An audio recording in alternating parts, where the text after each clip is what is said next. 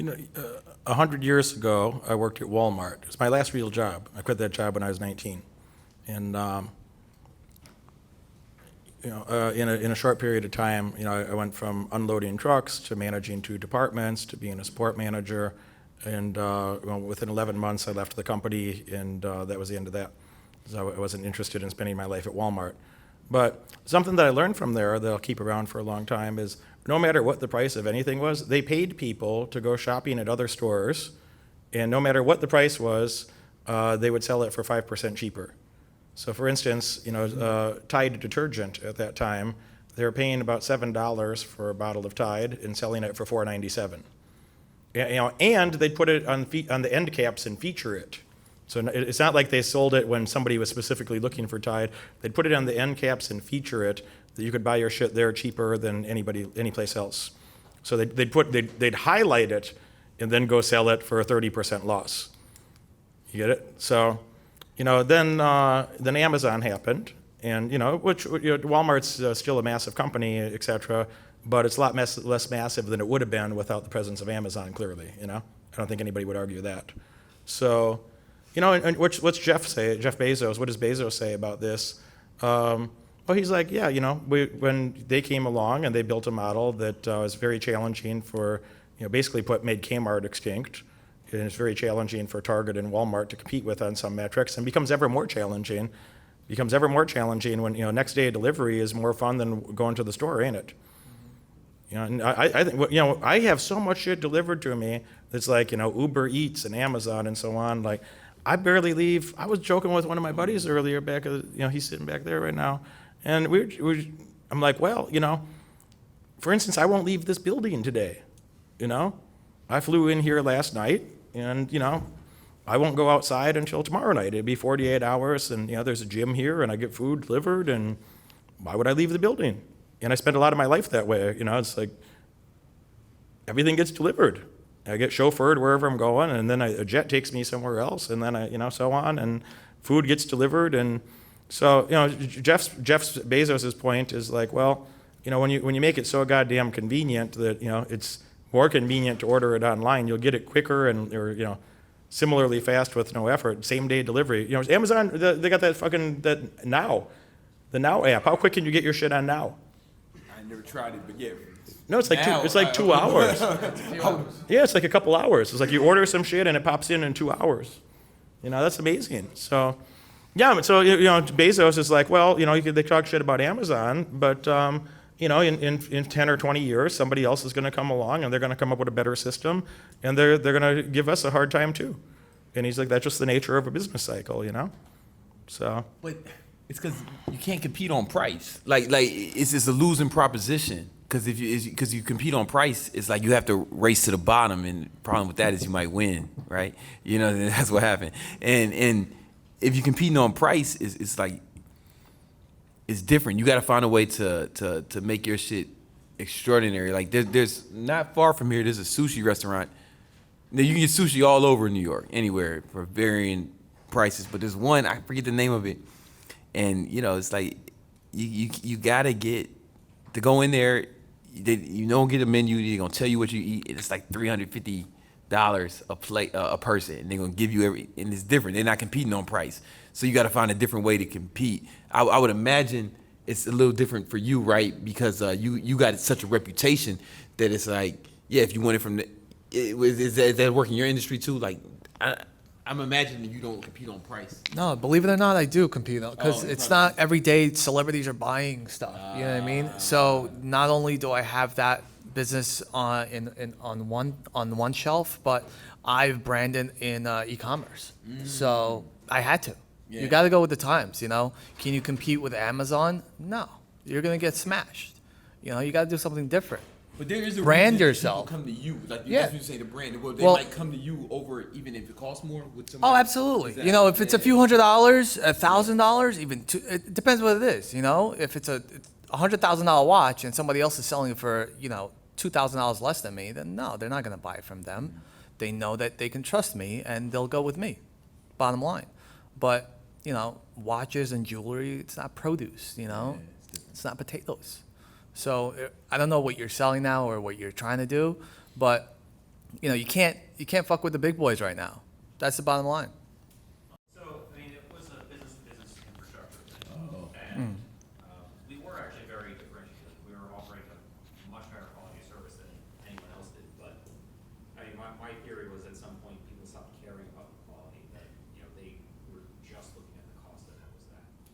I don't know. I mean, I for my business, like my email CRM, right? We were paying a lot for one company. It was called AWeber, and I knew there was other companies that were actually better.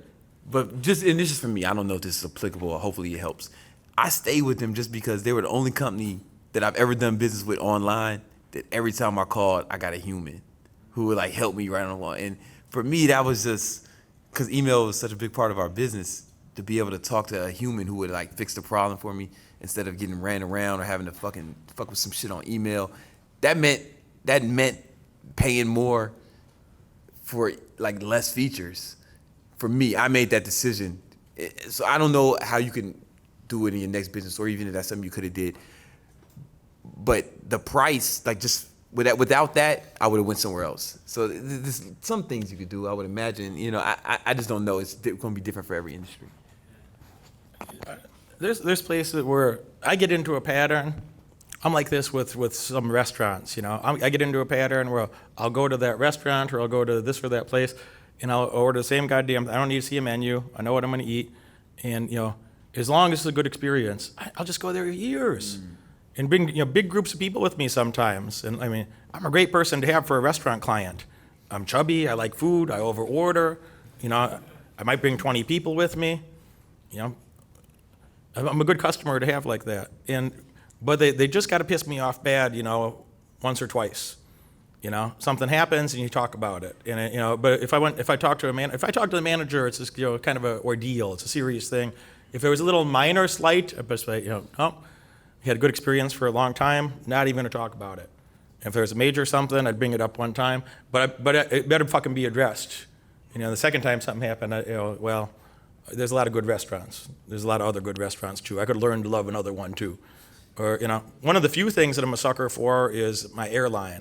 One of the few systems that I'm suckered into and very with, but, they only get to piss me off so many times too before I'd be open-minded about going to a different airline. I'm the same with my airline too, but we have different airlines, but for different reasons. Like we're pretty loyal to those airlines. In that airline industry, there's, I don't want to say their names and popularize them, but there's a couple. They ain't paying us. I don't like them that much. There's a couple awful airlines. Everybody knows. It's more like a sequential torture experience than a transportation provider, and. It's not even an airline. When I find somebody that has the misfortune of being involved in that, it's like an act of torment, an act of cruelty. It's like a puppy torture or something mean.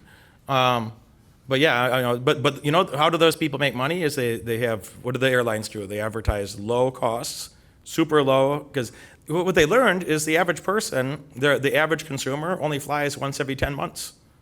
They take a flight every 10 months. So in that industry, they learn to compete on price. Because I'm flying 90 to 105 flights per year. All right, the normal person flies once every 10 months. So I'm going to have a good experience consistently because it's part of my life, and it's going to be awful. I want it as nice as possible. I want to be treated well. I want to kiss my ass just the right amount. I don't need my ass kissed, but just the right amount of all right. And when there's a little conflict, I had a conflict on the jet. And I didn't have my hoodie on either. So on my way to Vegas, I had the hoodie. On my way back from Vegas last week, I took the hoodie off because I already got feedback. The world gave me feedback about a man my age wearing a hoodie.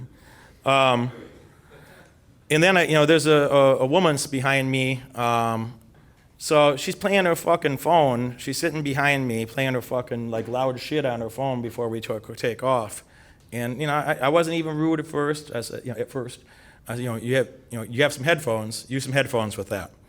And she looked at me just like she didn't understand, and just kind of play a stare down, which is, it's an interesting thing for somebody to try to play stare down with me.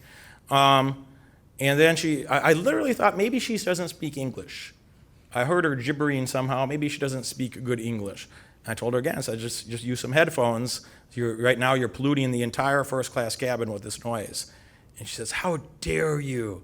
And she's like full crazy mode. There's, no reason involved. And then, she's making fun, she's saying, blah, blah, blah. I'm gonna put my foot in your ass. I'm gonna do this and that. Mind your fucking business. Mind your fucking business. I'm gonna put my foot in your ass. Yeah, and I pressed my flight attendant call button. And then the flight people come over, and they already have a roster. I have highest status on the airline. I have over 1 million miles on that specific airline. I have over 3 million miles banked on that airline. They already have that on a flight roster that the first class people already look at, and they already know, oh, Mr. So-and-so is, So they came over, and they got this woman speaking some crazy gibber. She don't even know what she's saying. And she's saying, he yelled at me, he insulted my friend. I didn't do any of that. The guy next to me says, he's like, look, I've got 3 million miles with your airline, and that's not what happened. And I said, I'm a million miler myself. I said, you look at who I am. I said, I travel with you guys all the time. That's not what happened. I just asked, I'm very calm, just like that. I asked this lady to turn her phone off, and she's having a hysterical fit. And I know there's like trigger words for somebody like this that they're gonna get more hysterical when you call someone like that hysterical. She's about to be, if her vocabulary encompasses the word hysterical, she's gonna get more hysterical for sure in just a moment, And she's really, loud and whatnot. And they're discussing throwing her off the jet. They're discussing, getting her and her friend off of the jet. And then instead they fucking had somebody else swap seats and told her, don't speak to me again. But, there's a different type of negotiation. But anyway, so I want that type of airline experience where, if there's somebody, I'm going to show up, I'm going to be respectful, I'm not going to do anything fucked up on their jet, everything's going to be good, I'm going to do my part, But when every 8 months when some weird oddity like that pops into the play, is like they need to have my side, they need to say, all right, whatever happened here, it's like, no, this guy spent a lot of fucking money on our airline and he's probably right, Moneyberg Mentoring is a general business course of how to think and what are the fundamentals of business. This is a program about helping you make better decisions. I'm trying to give you some frameworks for how I'm thinking about things and how it's allowed me to go make more money. Just to say again, it's like, well, you're probably going to die sooner than you'd like. So how much time do you want to spend with the wrong people? This is not a get rich quick scheme. This is a get rich. Anything that I included as a homework assignment is something that's going to benefit your life long term.